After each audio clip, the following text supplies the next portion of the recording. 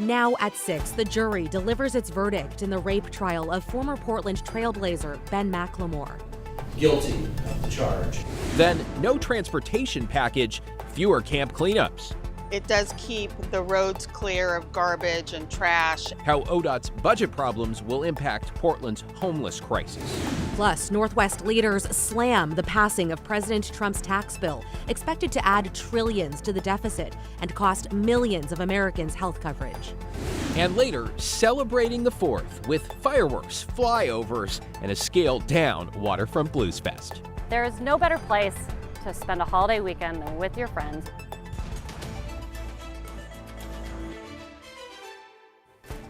Thanks for joining us. I'm David Molko. And I'm Christine Pitawanich. First at 6, a Clackamas County jury has found former Portland trailblazer Ben McLemore guilty of rape. Kyle Aboshi was in court today. So Kyle, what kind of sentence is McLemore looking at? Well, because this is a serious Measure 11 crime, McLemore faces a mandatory minimum of 100 months in prison or just over 8 years behind bars. And he'll be required to register as a sex offender. Guilty of the charge. Former Portland trailblazer Ben McLemore showed little emotion after a Clackamas County jury found him guilty of rape following a 2.5-week trial. The jury convicted him on 3 counts: first-degree rape, first-degree sexual penetration, and second-degree sexual abuse. Prosecutor Scott Healy. You just don't do something like this to somebody and get away with it. I don't care who you are. Prosecutors say McLemore raped a 21-year-old woman at a party in October of 2021. The assault happened at the Lake Oswego home of McLemore's then teammate, Robert Covington. During trial, the woman testified she was incapacitated after a night of heavy drinking and unable to consent. McLemore admitted he'd been drinking as well, but testified the sex was consensual. She didn't show no signs of distress or discomfort. It didn't, give me no signs at all. The prosecutor described the victim as brave for coming forward, reporting the crime, and then following the long road to justice. Crime victims don't often report these cases, even when celebrities not involved. So she was very brave to do that. She followed through. She stuck with this. And, I think she's in a much better place now, and she can start the emotional healing process because she is very emotionally traumatized by what happened to her. Following the verdict, sheriff deputies took McLemore into custody. The former trailblazer, who once wore number 23 on the court, now has a new number. Ben McLemore's inmate 273-47953 in the Clackamas County Jail. McLemore will be back in court for formal sentencing on Wednesday. Kyle Aboshi reporting for us. Thank you, Kyle. Also, if you or someone you know has experienced sexual assault, help is available. You can contact the National Sexual Assault Hotline anytime at the number there on your screen. That is 1-800-656-HOPE. Okay, let's talk politics now in the so-called Big Beautiful Bill, with House Republicans narrowly passing the $4.5 trillion tax bill, sending it to the president's desk. President Trump is expected to sign it tomorrow. The bill will likely become a defining measure of his second term.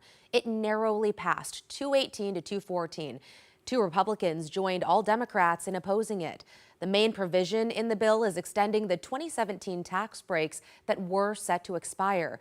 To offset lost revenue, the bill cuts more than $1 trillion in Medicaid, health care, and food stamps. It also rolls back green energy tax credits. The nonpartisan Congressional Budget Office estimates the bill will add more than $3 trillion to the national deficit, and almost 12 million people will lose health coverage. As you might imagine, lawmakers on both sides of the aisle are reacting quite differently here. Republicans, for their part, broadly argue they are trying to right-size programs like Medicaid and SNAP benefits and to eliminate waste and fraud. House Speaker Mike Johnson calling concerns about people losing Medicaid and rural hospitals closing, quote, far overblown. I can tell you that this bill is going to be a great thing for everybody around the country, my constituents especially. What's good for Louisiana is good for America. Meanwhile, Democrats in Oregon and Washington's congressional delegations slamming the bill. Congresswoman Andrea Salinas saying in a statement, quote, this bill will increase costs, strip away health care, take food off the table of working families, and increase energy costs for all Americans, all to give tax breaks to large corporations and billionaires, end quote. We reached out to Republican Cliff Bentz after his yes vote. So far, he says he does not have have a comment. In Washington, Governor Bob Ferguson is also slamming the bill and warning more than 1 million people in the state could see their SNAP benefits shrink or disappear. That's because the bill includes a $200 billion cut to the program. Food banks are sounding the alarm as well, warning the most vulnerable people could get pushed deeper into food insecurity. There's always been a very important and close partnership between charitable hunger relief and federal government nutrition assistance. This bill rips that up. Food banks say this is a huge shift from the previous administration, which approved $1 billion in emergency food purchases for food banks just last year. The nonprofit Food Lifeline, which supports pantries and shelters across Washington, is now accepting donations. In your headlines now, the Clark County Medical Examiner's Office has confirmed a missing man found dead in the Columbia drowned. The victim is 18-year-old Frankie Fred. He was last seen by his friends near Vancouver Lake on May 23rd and had been reported missing. Some of his belongings were found on a beach near the lake close to the Columbia, and his body was found in the river a week later. That drowning has now been ruled accidental. A fire destroyed a home early this morning along Northwest Skyline Boulevard. Firefighters say its rural location made it difficult to get under control. They had to shuttle in water, and the house fire even sparked a small brush fire. Fortunately, no one was hurt. Investigators are trying to figure out now how the fire started. Crews from Lynn and Yamhill counties are now arriving in eastern Oregon to help with the Cold Springs fire that sparked yesterday near Hermiston. The good news here, all level 3 go now evacuations have been lifted. There are still some level 1s in place. The fire destroyed one home, and firefighters and homeowners used heavy equipment to build control lines that saved others. Nearly 2,000 acres of burn fueled by strong winds. At last check, that blaze is 0% contained. Lincoln County has declared a drought emergency and is asking the state for help. County commissioners say some major local rivers are at historic lows.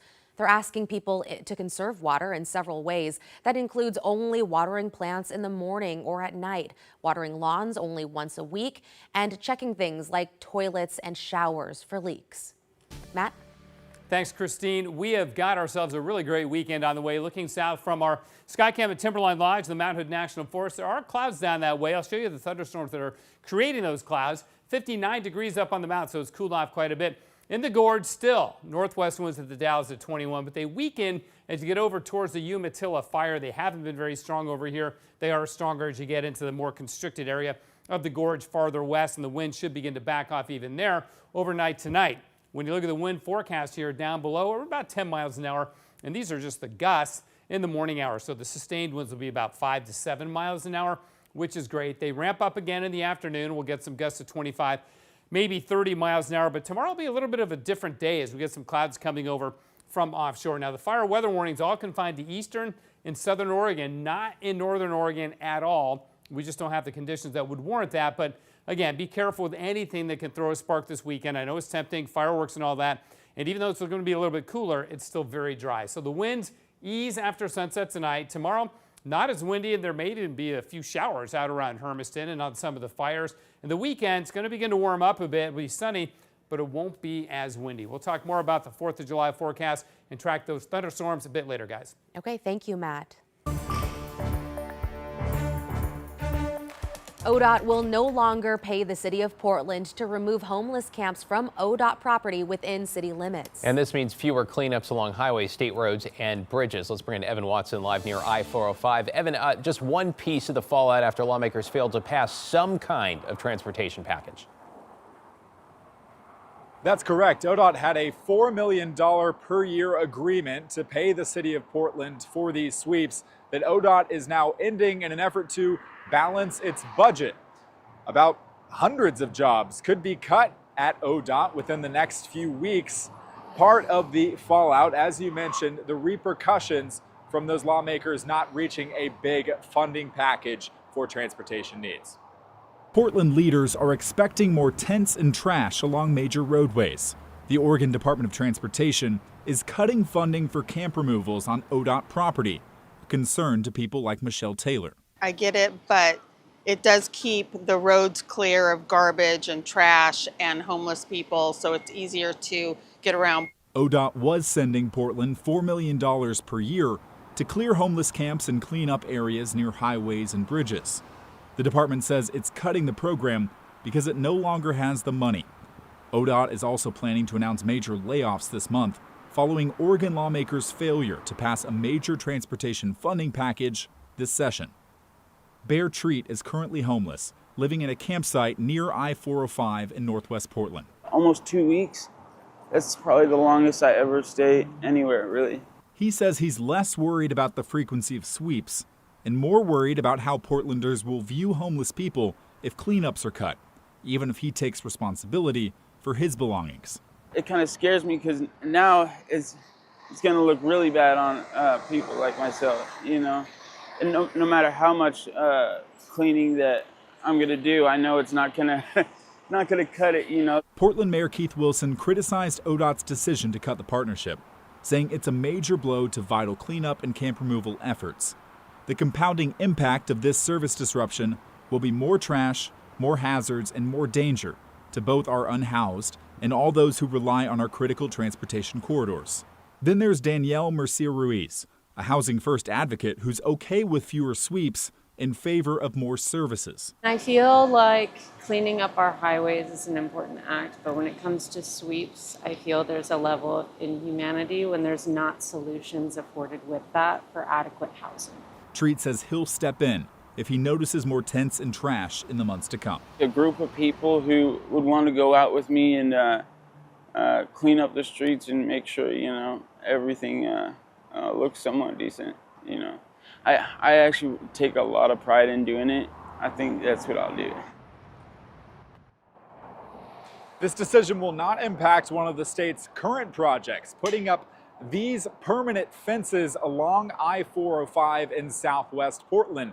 That $900,000 project will continue as further down this stretch, they're still putting up these fences into the ground.